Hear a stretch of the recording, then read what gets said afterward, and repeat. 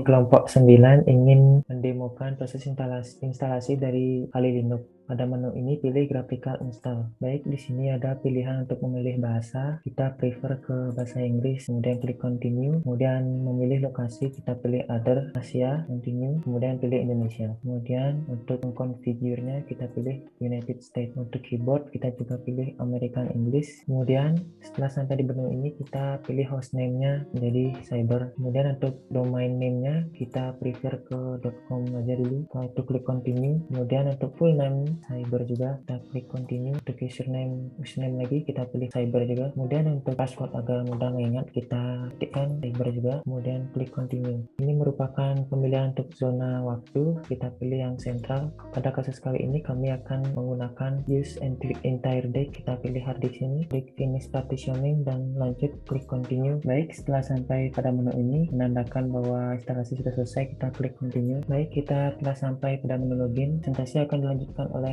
teman saya. Baik, terima kasih Satria. Saya akan membahas tentang Directory Access Control atau DAC. Ini merupakan metode untuk membatasi suatu file directory yang hanya dapat diakses oleh entitas yang sudah diberikan permission. DAC ini juga dapat merubah kepemilikan dari suatu file. Sebagai contoh, di sini pada ada folder download sudah terdapat sebuah file teks yang bernama nyoba.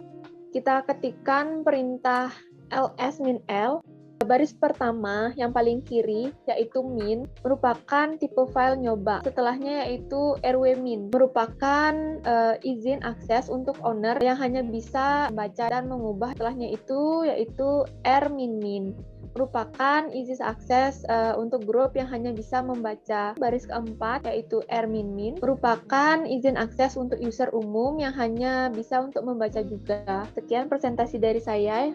Selanjutnya akan dijelaskan oleh teman saya yaitu April. Baik, terima kasih atas waktunya Yeni. Saya akan presentasikan tentang chmod. Nah, di mana chmod ini merupakan salah satu perintah DAC yang sangat umum digunakan. Chmod ini digunakan untuk merubah izin akses dari suatu file. Sebagai contoh kasus, kita ingin merubah file permission dari file nyoba. Sekarang kita ketikkan perintah pada terminal dengan kode chmod 764 nyoba. Nah, kemudian kita cek permissionnya.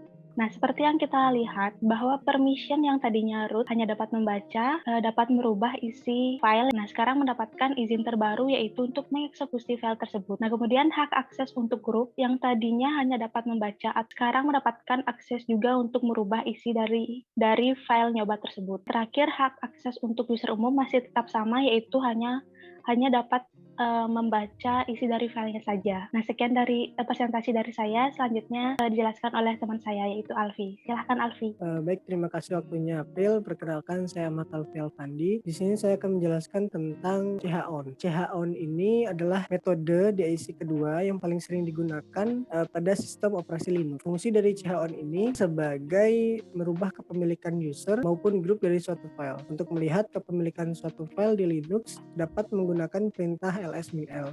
Dapat kita lihat pemilik file nyoba tersebut adalah cyber dan grup dari user tersebut adalah cyber juga. Sebagai contoh, kita ingin merubah kepemilikan file tersebut yang tadinya dimiliki oleh user cyber, kita ganti dengan user sticky. Untuk itu kita perlu menambahkan user baru dengan perintah sudo user_rat sticky.